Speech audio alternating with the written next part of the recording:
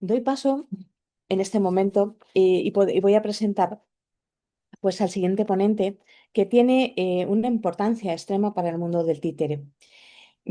Bien, Francisco Javier Cornejo Vega es doctor en Historia del Arte y profesor jubilado de la Universidad de Sevilla, donde impartió docencia hasta 2023. Impartió docencia en el grado de Conservación y Restauración de Bienes Culturales y en los programas de doctorado de Arte y Patrimonio. Fue fundador y componente de la compañía Aldebarán Teatro de Títeres de 1984 a 2007 y fue responsable científico de la traducción española de la WEPA, que es la página sin duda más importante también para el títere, la World Encyclopedia of Puppetry Art. Eh, Francisco también fue director del simposio La Máquina Real y el Teatro de Títeres con repertorio Europa y América, llevado a cabo en 2016. Y hay que destacar entre sus múltiples publicaciones, sobre todo aquellas que tratan de la máquina real, de la tía Norica y de la conservación del patrimonio material e inmaterial del teatro de títeres. Fue cofundador y miembro, perdón, es cofundador y miembro del Consejo de Redacción de la revista Fantoche, Arte del Títere, y del Consejo Editorial de Moi Moi, revista de estudios sobre teatro de formas animadas. Tengo el placer de presentar a Francisco y de darle la palabra. Francisco. Buenos días. Muchísimas gracias por la invitación a participar en este seminario a todas luces interesantísimo y necesario. Y cuando consiga eh, colocar, abrir la, la- la presentación correspondiente, pues eh, bueno, pues después de dar las gracias por esta invitación. Intentaré, mm, intentaré no pasarme de los 30 minutos correspondientes.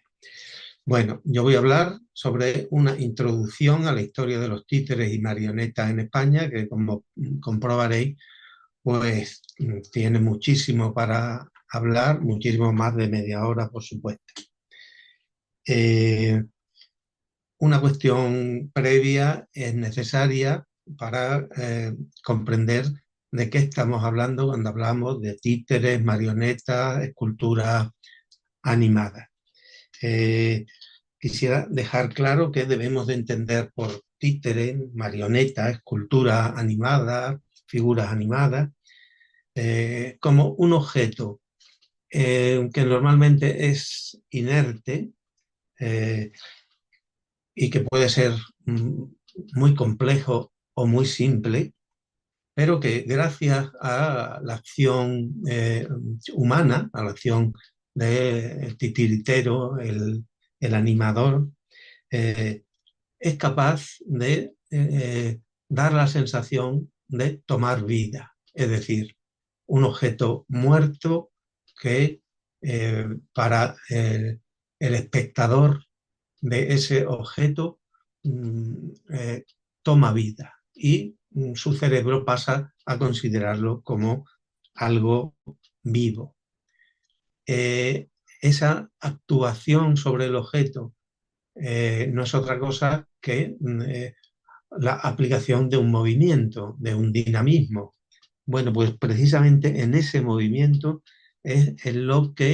eh, lo que permite que el objeto tome vida. Por lo tanto, cuando hablamos de títeres o de esculturas animadas, estamos hablando de un objeto que puede tomar una gran variedad de formas que gracias a la manipulación humana se hace vivo. Como veis, lo esencial del títere es este carácter maravilloso, mágico, milagroso, si queréis, que es lo que hace que existan este tipo de objetos, de artefactos, pues en casi todas las culturas habidas y por haber, desde los tiempos más remotos hasta la actualidad. Bien, pues voy a intentar dar un paseo muy rápido sobre mm, el territorio de la península ibérica, qué es lo que ha sucedido con este tipo de objetos. En el Museo de Sevilla, por ejemplo, vemos en la figura de la izquierda una figura de bronce que representa, según dicen los expertos, a la diosa Astarte, una de estas divinidades femeninas relacionadas con la fecundidad, a la que le falta una mano por una parte, pero sobre todo le falta su brazo izquierdo. Y le falta precisamente porque ese brazo eh, no estaba fundido a la vez que el resto de la figura. Tenía un mecanismo para encajarse con la figura y poder permitir. No está muy claro que si era el movimiento de ese brazo o como mínimo el intercambio de ese brazo por otro que tuviese algún otro objeto presente o elemento icónico importante. En la figura de la derecha tenemos lo que se conserva de otra de estas diosas femeninas, en este caso en el Museo de Cádiz. Es muy interesante, está realizado con piedra del lugar, piedra estucada, vemos que se conserva parte del estuco y vemos que esta figura sedente, entronizada, pues le falta la cabeza y le faltan los dos antebrazos,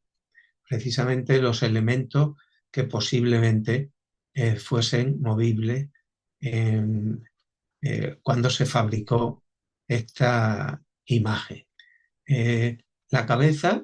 mm, de la cabeza se conserva esa superficie cóncava sobre la cual descansaba la cabeza y se conserva también un agujero que atraviesa la piedra hasta ese cuello de la figura que estaría unido a través de una cuerda o de un alambre con la propia cabeza, de manera que esa cabeza se pudiera mover. Y algo semejante debía de ocurrir, si no con los dos brazos, por lo menos con uno de ellos. Eh, los, los, griegos tenían, se han encontrado figurillas completamente articuladas en algunas tumbas de figuras femeninas a las que se le conoce con el nombre de muñecas articuladas. Aquí estamos viendo un gladiador en terracota romano que se conserva también en el Museo de Cádiz y que se puede comprobar que tiene las dos piernas movibles porque están atravesadas por una cuerda, por un alambre en el interior del cuerpo del gladiador que está vacío. En la cabeza, a los lados, tiene un agujero que le atraviesa el gorro de tal manera que esta figura podía ser colgada o manejada o simplemente colgada y que funcionara como una campanita cuando al moverse las piernas chocaran con el resto del cuerpo. Eh, si era un juguete o si era un elemento simbólico, pues podemos suponer que podía ser perfectamente cualquiera o las dos cosas a la vez. A la derecha podemos ver una figura muy interesante y muy poco conocida. Desde luego, no se ha estudiado hasta ahora desde el punto de vista de los títeres, que son unas figuras de hueso animal, torneadas, que en un principio los primeros arqueólogos la llamaron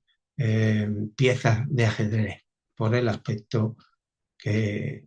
que tienen. Sin embargo, son figuras antropomorfas muy, muy simplificadas, pero donde se ve perfectamente el rostro y el cuerpo, y sobre todo ese cuello torneado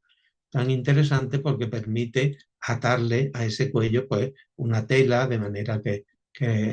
la muñeca se pueda vestir. Son figuras pequeñitas, de tal manera que al estar huecas, como los huesos, pues se puede meter el dedo dentro de ella y hacerla funcionar como un títere de dedo. Pero también, si os fijáis en el perfil de la figura, tiene dos agujeros que atraviesan por completo la figura a la altura de los hombros. Una que le permite pasar pues, una cuerdecita que hiciera la función de los brazos, probablemente en la punta con algo que hiciera función de mano, y en la cabeza permite pasar también pues, otra cuerda de tal manera que la figura también se puede suspender o pueda ser manejada desde arriba. Los arqueólogos consideran que estos son muñecas, juguetes con el que jugarían los niños y las niñas en el Al-Ándalus, en la época islámica. Este tipo de figurillas, de las que se han encontrado muchísimas y en muchísimos lugares, pues se datan entre el siglo X y el siglo XIII de nuestra era. Eh, ya sean juguetes, ya sean representaciones divinas, ya sean elementos simbólicos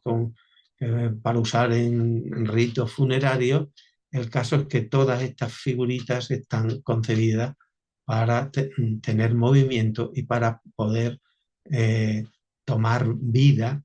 ya fuese en juegos, en ceremonia o como elemento de ritos simbólicos. En la España cristiana, pues encontramos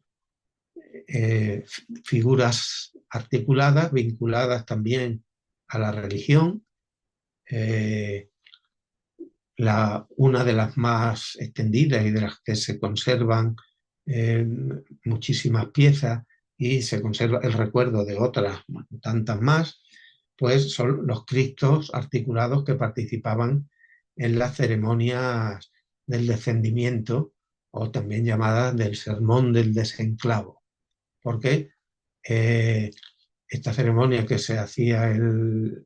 Semana Santa, el Viernes Santo, consistía en la predicación del predicador subido en su púlpito, eh,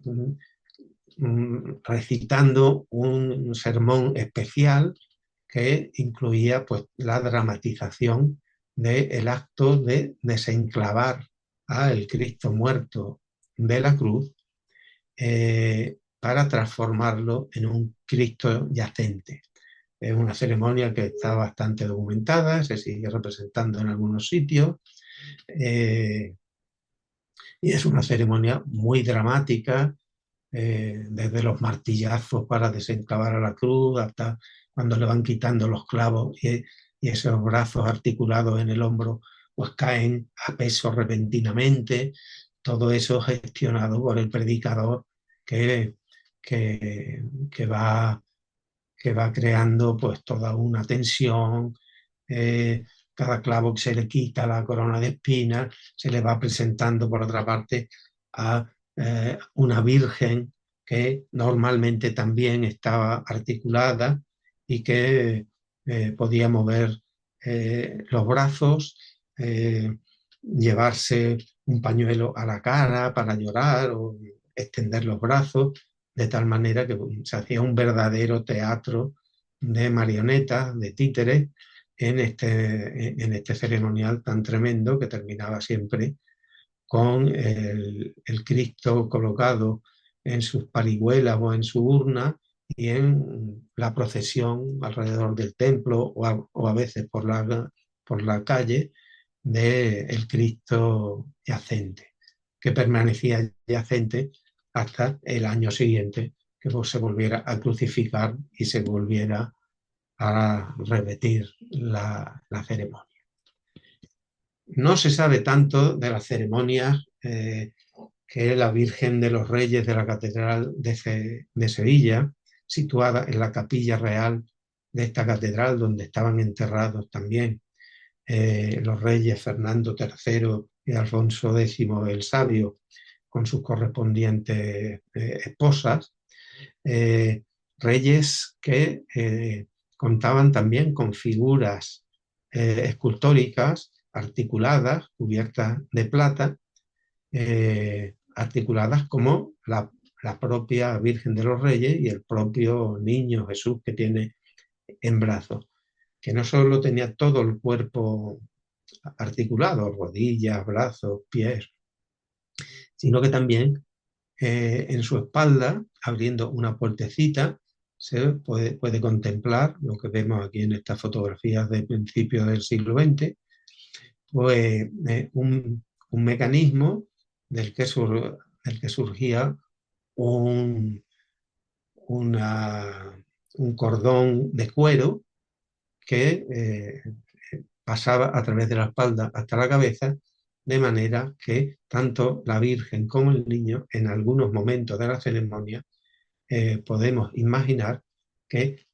movían la cabeza en un movimiento de asentimiento.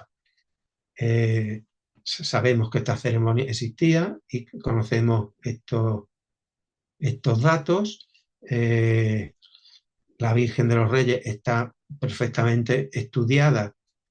tiene hasta su tesis doctoral, pero desgraciadamente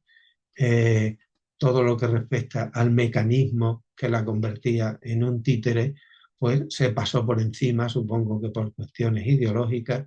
y no sabemos ni siquiera las medidas de la puertecita. Bien, de los la religión ha utilizado, las religiones han utilizado estas figuras articuladas con movimiento muy a menudo. La religión cristiana, que es una religión que usa la iconografía para de manera didáctica ante sus fieles, pues creó durante la Edad Media lo que conocemos como los retablos. Los retablos pues eran unas tablas pintadas o esculpidas con figuras que narraban algunos pasajes de la historia sagrada. Pues bien, de esos retablos que estaban en las iglesias surgen unos retablos ambulantes que en un principio pues parece que también reproducían las historias sagradas, pero ya estos retablos incorporaban a figuras con movimiento. Y aquí la dramatización no la hacía el predicador, sino que la hacía el titiritero,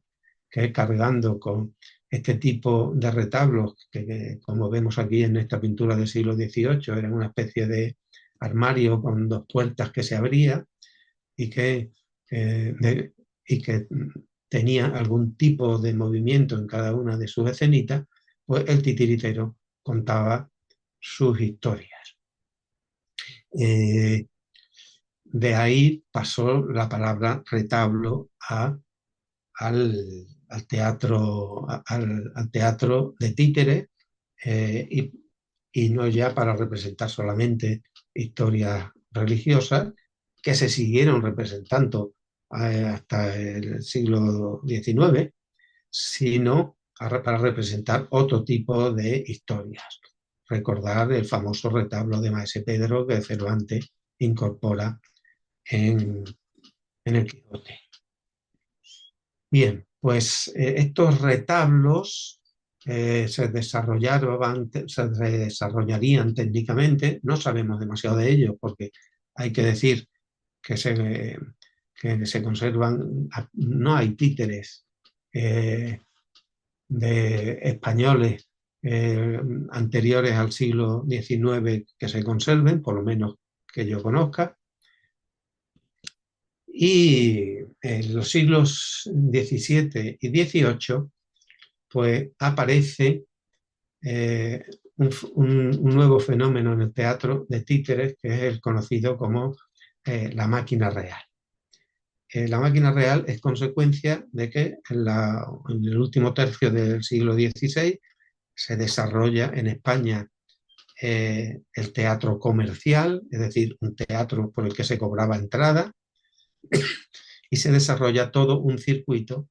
de, de teatros comerciales por toda la península ibérica, incluido Portugal. Eh, el éxito de este teatro, nuestro teatro del siglo de oro, pues no es necesario que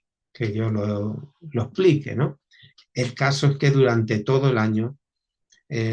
había representaciones en los corrales de comedia, sobre todo de las grandes ciudades, por supuesto, eh, eh, pero de esos 12 meses había 40 días, la llamada cuaresma, en las que los actores tenían prohibido actuar. El teatro de siempre, la Iglesia Católica pues lo vinculó con lo pecaminoso y con la provocación carnal, y entonces durante la cuaresma estaba absolutamente prohibido representar con actores. En cambio, permitían actuar a las compañías de títeres, a los retablos de títeres. Estos retablos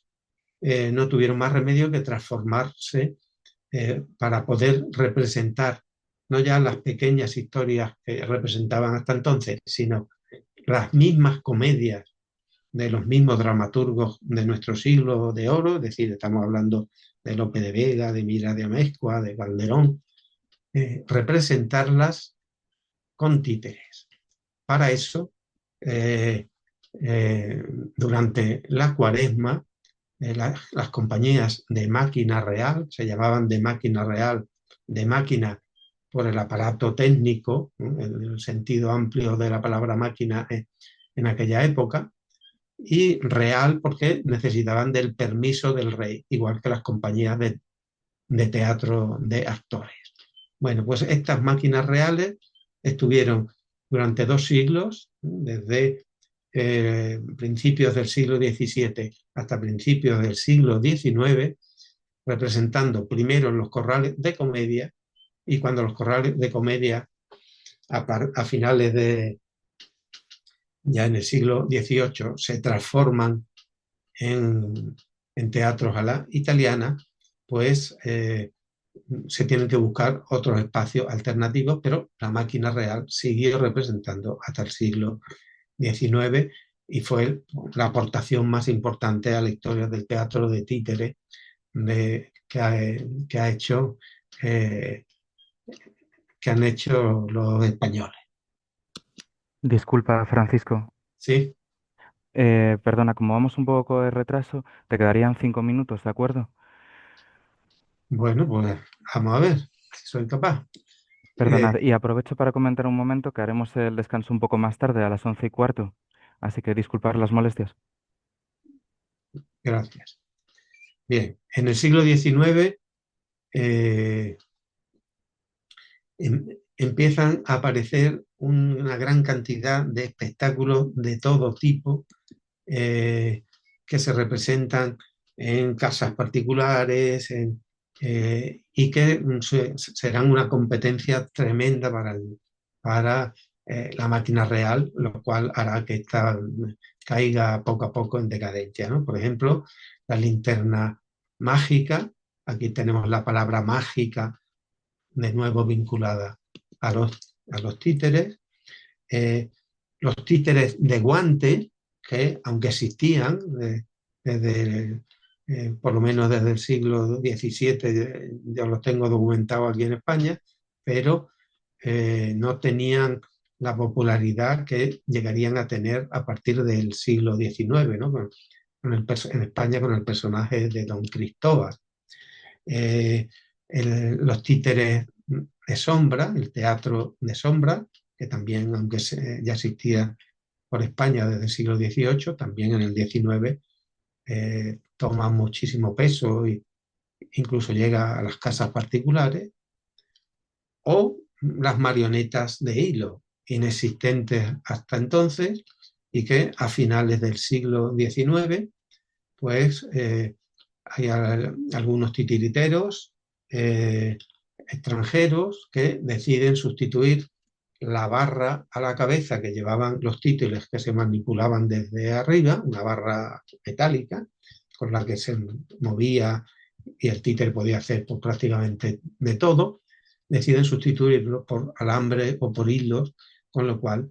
aparece el títere de hilos que ya precisa de una animación mucho más delicada y mucho más sencilla.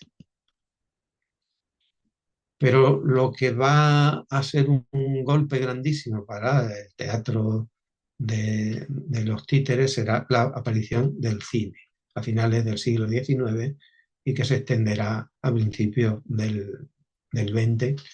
Y aunque al principio los cines funcionaban en el mismo circuito que los títeres, en pequeñas barracas itinerantes, muy pronto crearán en las grandes ciudades y en las ciudades importantes salas que fijas en las cuales pues, el cine moverá con su magnetismo al público. En ese siglo XX, en ese principio del siglo XX, donde ya los títeres han perdido la fuerza popular y la capacidad para mover a masas que tenían en siglos anteriores, son los intelectuales, los literatos, los artistas, los músicos, los que vuelven su mirada hacia el títere y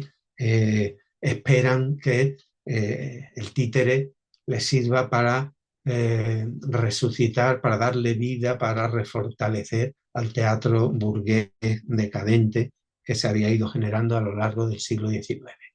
Desde Jacinto Benavente, que incluso crea un teatro de títeres en Madrid para representar sus obras y las de otros autores, pasando por Federico García Lorca, que junto a Falla y Hermenegildo Lans hicieron La Noche de Reyes de 1923, espectáculos de títeres en el que se incorporaba pues, música de vanguardia de aquel momento. En esta función se estrena la obra de Stravinsky,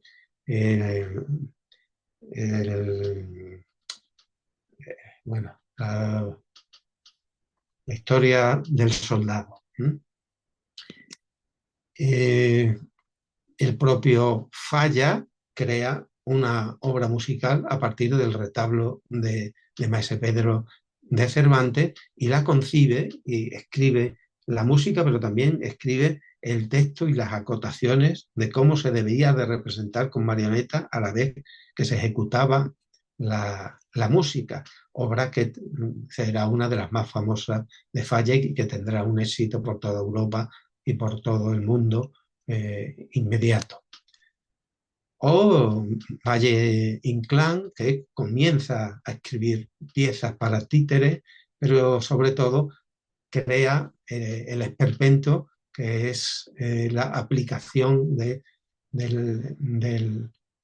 la ideología que hay detrás del teatro de títeres a el teatro de actores.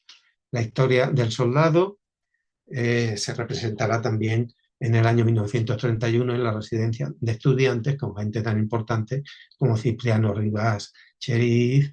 el pintor Vázquez Díaz con su señora, que es la escultora que hace los títeres,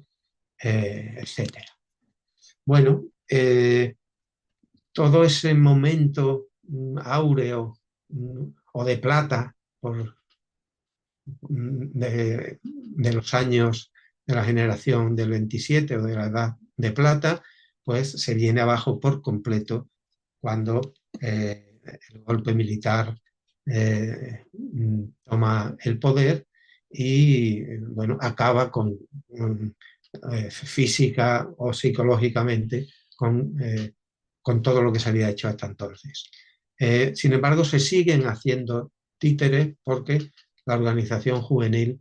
del franquismo, el Frente de Juventudes primero y la OGE después, pues incorpora a los títeres a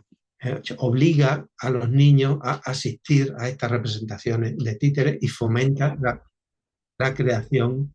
de títeres. El franquismo no es un desierto absoluto porque existen estas manifestaciones de títeres, pero muy condicionadas ideológicamente.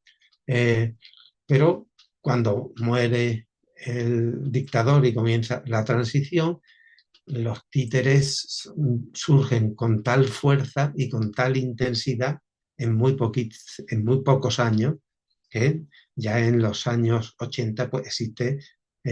una cantidad inmensa de festivales de títeres, compañías de títeres,